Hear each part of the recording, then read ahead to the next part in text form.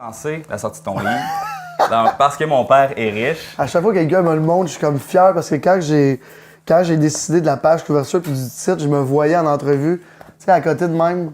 Fait que parle-nous de ta couverture. Fait que parce que mon père est riche, je trouvais ça, tu sais, je suis très autodérision. J'aime bien ça, rire du monde, mais faire rire de moi en même temps. Jamais méchamment. Puis c'est un peu une couverture qui fait rire de moi là-dedans. Puis je l'explique, tu sais, dans les premières pages, pourquoi j'ai choisi ça, puis pourquoi le monde dit que je suis là à cause de mon père, ce qui est en partie vrai, parce qu'il m'a aidé là-dedans. Puis, tu sais, il faut savoir aussi que mon père est encore avec nous autres, et avec mon frère, il travaille ici 7 jours sur 7, pas à ce temps de l'année, mais l'été. Fait que, tu sais, c'est pas parce que mon père est riche, c'est la famille, c'est le travail de longue haleine. Nous, on est la 3e génération, ça fait 70 ans qu'on est en affaires, fait que... C'est oui parce que mon père est riche, mais mon grand-père était riche, mon arrière-grand-père aussi. Non, fait que c'est une histoire de famille, là. C'est une histoire de réussite de famille. Puis c'est pour ça que avec ce livre-là, je voulais une couverture qui frappe. Puis, elle frappe. Pour frapper, elle frappe. Mais justement, ton père, il en pense quoi là, que tu te brandes de cette façon-là? Ben, dans le fond, c'est. Tu sais, on parlait de la première année qu'on était à Z avec l'émission de télé. Quand les producteurs sont venus nous voir, ils nous disaient. T'sais, nous, on voit vraiment ça, 2 fils à papa qui se font acheter un gros jouet, puis c'était du bon marketing, puis ça a bien marché. Mais j'aurais jamais imaginé que le monde, il s'écrirait tout le temps là-dessus. Fait que j'ai roulé là-dessus le plus longtemps possible. C'est sûr que le billboard que t'as acheté, c'était... Oui, c'est ça, ça n'a pas aidé. Puis le livre non plus. Puis tu sais, mon père, quand j'ai lancé le nom, il m'a dit, là, c'est bon, on peut-tu en revenir? Je dis, ouais, mais le monde qui ne me connaisse pas, ils en reviennent pas, ils comprennent pas encore. Fait que parce que mon père est riche, puis... Petite anecdote, mon père, il y a 2 semaines, était à la caisse. Puis, on est un petit village de Sainte-Martine. Puis là, le monde, il niaise un peu. Hey, donne, tu veux-tu me donner de l'argent? Je sais que t'es riche, là. Fait que ça fait partie de la game un peu.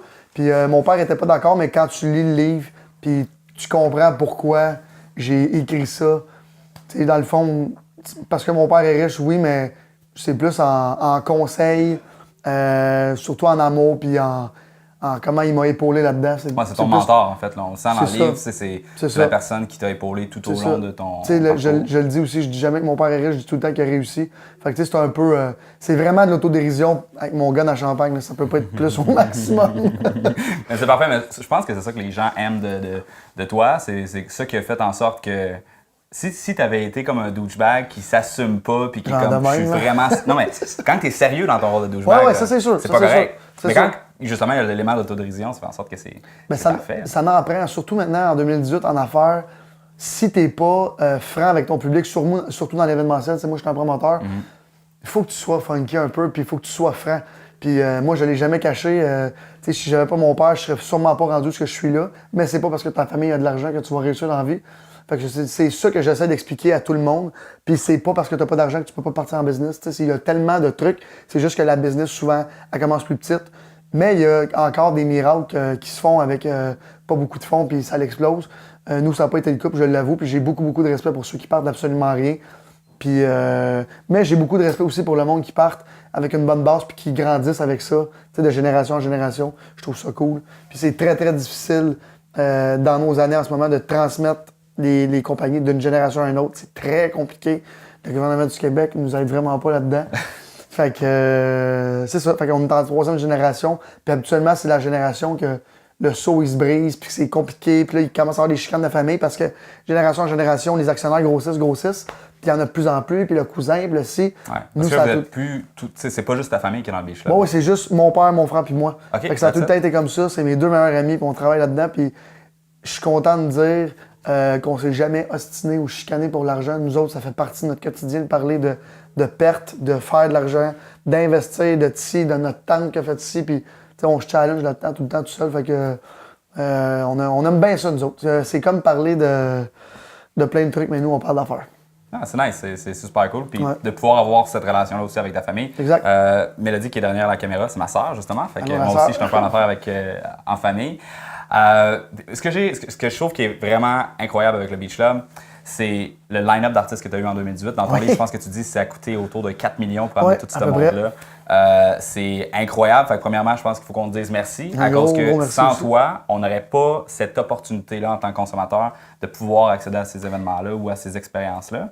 Mais tu sais quoi? Petite parenthèse là-dedans, on a un gros line-up à cause de tout le monde qui fréquente le Beach Club. Tu sais, la première année, c'est drôle parce que là, on le voit pas, mais je regarde le line-up de cette année, c'est incroyable, il est au mur ici. La première année, on avait un beau line-up pour l'envergure qu'on avait à l'époque, il y a 4 ans. Puis, après la première année, on a réussi à avoir quelques gros artistes comme Tiesto, Hardwell. Fait que dans notre monde, c'est des énormes artistes. Puis à cause d'eux autres, on a réussi à avoir d'autres artistes. Puis, tu sais, la première année, il fallait courir après le monde. Puis on payait trop cher. Puis c'était difficile. Puis là, cette année, on n'a même pas besoin de lever le téléphone. Ça rentre. Puis les DJ Snake de ce monde, hey, je veux jouer chez vous. J'ai entendu un tel me dire que c'était malade. Fait que, tu sais, oui, c'est grâce à nous, mais c'est aussi grâce à tout le people of Beach Club qui vient nous encourager. Puis, tu sais, quand je dis, souvent, je dis ma plus belle paye, c'est de voir tout le monde content. Oui, je fais ça pour faire de l'argent parce qu'on fait tout ça, on travaille tout pour faire de l'argent et pour vivre. Mais, tu sais, c'est tout le monde qui sont au bord de la porte ici, qui trippent sur la même affaire que nous autres, qui nous permettent d'avoir un line-up de même, puis qui nous permettent d'écrire des livres puis de raconter notre histoire. Fait que, tu sais, c'est une histoire de famille. Puis je dis tout le temps que je suis le grand représentant de tout le monde qui trippe sur la même affaire que moi. Fait que, tu sais, je suis pas. Je suis chanceux d'être là. Puis j'ai eu une bonne idée au bon moment, puis tout le monde m'a suivi là-dedans, fait que c'est malade. Ah, c'est vraiment cool. Puis justement, j'ai une question pour toi parce qu'en affaires, il y a une grosse partie du succès qui est déterminée par tes ambitions. Dans le sens que si tu rêves d'avoir un dépanneur, ben, tu n'auras pas un beach club. Oui, exact. C'est sûr. Puis quand tu as commencé cette aventure-là, est-ce que tu avais la vision de qu'est-ce que c'est présentement ou c'était plus modeste? Dans le sens, est-ce que tu as tout le temps rêvé comme un malade ou c'est arrivé progressivement puis à chaque nouvelle étape, tu as eu une autre étape plus loin que tu t'es imposé? Moi, j'étais un grand rêveur. J'ai tout le temps eu des idées de fucker. Puis merci à ma famille d'avoir embarqué là-dedans.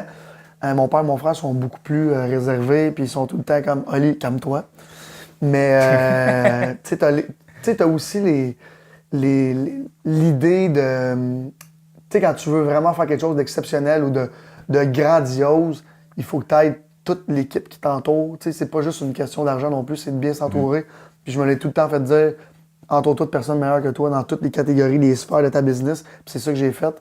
Puis j'avais et j'ai encore un rêve que ça grossisse puis tout ça. Mais à travers les années, mon rêve a changé. Tu sais, là, c'était d'avoir le meilleur club au Canada. Là, c'est fait. On l'a fait. Ça a pris 3 ans. Fait que, tu sais, dans ma tête, c'est comme, OK, ça va être où dans 3 ans? Puis au début, quand on a commencé ici, mon but, c'était d'en avoir partout dans le monde. Mais j'ai compris que le succès du Beach Club, c'est parce que c'était unique. Parce que, tu sais, tu vas partout, à Ibiza ou n'importe où, il n'y a pas 35 cm de neige l'hiver. Fait que quand l'été arrive ici, même pour les artistes, ils viennent ici et ils sont comme « Wow! » Puis des Martin Garrix de ce monde, quand ils viennent, ils sont genre hey, « Tu sais, vous fermez en même temps que qui, mettons Ibiza, whatever. » Ben oui, parce qu'on a un hiver, puis on dirait que des fois, les artistes, ils comprennent pas qu'ici, il y a 35 cm de neige l'hiver.